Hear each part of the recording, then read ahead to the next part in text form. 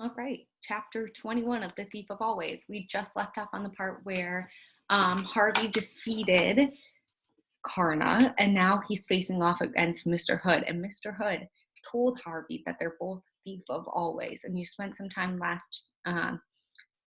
yesterday or whatever it was comparing Mr. Hood to Harvey and how they're both thieves and how they're different from each other as well.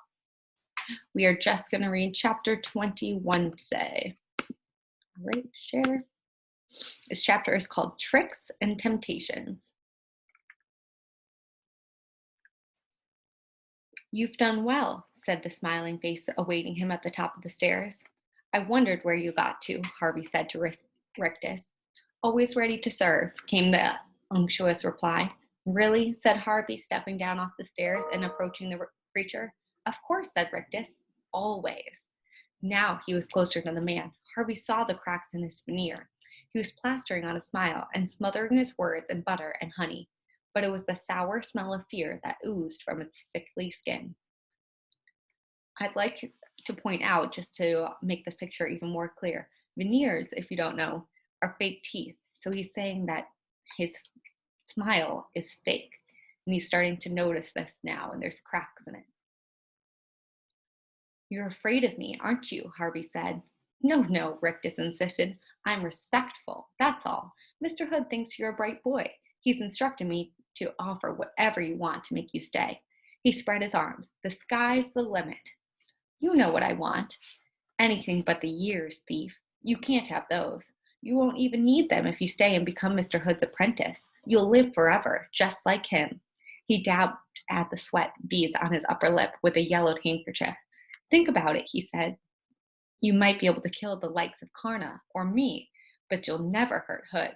He's too old, too wise, too dead." "If I stayed," Harvey said. Rictus's grin spread. "Yes," he purred. "Would the children in the lake go free?" "Why bother about them?" "Because one of them was my friend," Harvey reminded him. "You're thinking of little Lulu, aren't you?" Rictus said. "Well, let me tell you, she's very happy down there. They all are." "No, they're not," Harvey raged. "The lake's foul, and you know it." He took a step towards Rictus, who retreated as if in fear for his life, which perhaps he was. "How would you like it?" Harvey said, stabbing his finger in Rictus's direction, "living in the cold and the dark?" "You're right," said Rictus, raising his hands in surrender. "Whatever you say." "I say, let them free, now," Harvey replied, "and if you won't, then I will." He pushed Rictus aside and started down the stairs 2 at a time. He didn't have a clue what he was going to do when he got down to the lake. Fish were fish, after all, even if they'd once been children. If he tried to take them out of the lake, they'd surely drown in the air. But he was determined to save them from Hood somehow. Rictus came after him down the flights, chattering like a clockwork salesman. "What do you want?" he said. "Just imagine it, and it's yours. How about your own motorcycle?" As he spoke, something gleamed on the landing below, and the sleekest motorcycle human eyes had ever seen rolled into view. "It's yours, my boy," Rictus said. "No thanks," said Harvey. "I don't blame you," Rictus said, kicking the motorcycle over as he sailed past it. "How about books? Do you like books?" Before Harvey could reply, the wall in front of him lifted like a great brick curtain, revealing shelf upon shelf of leather-bound volumes. "The masterpieces of the world," Rictus said, "from Aristotle to Zola. No?" "No," said Harvey, hurrying on. "There's got to be something you want," Rictus said. They were heading towards the final flight of stairs now, and Rictus knew he didn't have very long before his prey was out in the open air. "You like dogs?" Rictus said, as a litter of yapping pups scampered up the stairs. "Pick one." "Heck, have them all." Harvey was tempted, but he stepped over them and on. "Something more exotic, maybe," Rictus said, as a flock of brilliantly feathered parrots descended from the ceiling. Harvey waved them away. "Too noisy, huh?" said Rictus. "You want something quiet and powerful. Tigers, that's what you want. Tigers."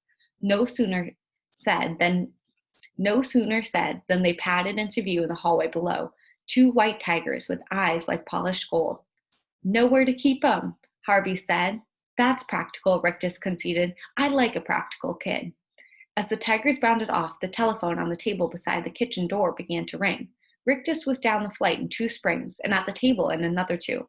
Listen to this, he said. It's the President of the United States. He wants to give you a medal. No, he doesn't, Harvey said, tiring of this rigmarole. Now, he was at the bottom of the stairs and crossing to the front door. You're right, said Rictus, ear to the phone again. He wants to give you an oil field in Alaska. Harvey kept walking. No, I got that wrong. He wants to give you Alaska.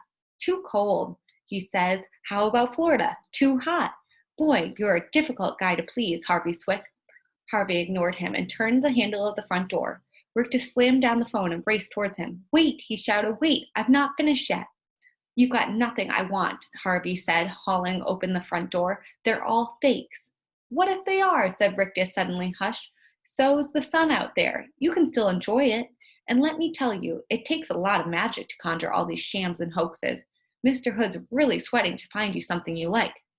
Ignoring him, Harvey stepped out on the porch. Mrs. Griffin was standing on the lawn with Stu Cat in her arms, squinting at the house. She smiled when she saw Harvey emerge. I heard such noises, she said. What's been going on in there? I'll tell you later, said Harvey. Where's Wendell? He wandered off, she said. Harvey cupped his hands around his mouth and yelled, Wendell! Wendell! His voice came back to him from the face of the house, but there was no reply from Wendell. It's a warm afternoon, said Rictus, idling on the porch. Maybe he went swimming.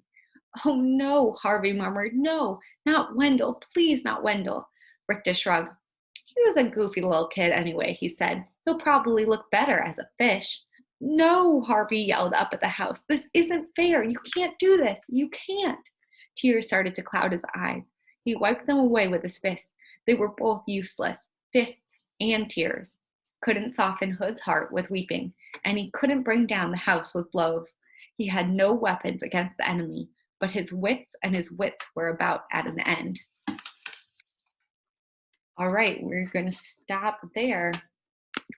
How do you think Harvey is going to end up defeating Mr. Hood? Maybe make a prediction. There was definitely a clue in this chapter. I wonder if you can go back and find it. We can talk about it later this afternoon during our group all together. All right, we will pick up on chapter 22 tomorrow.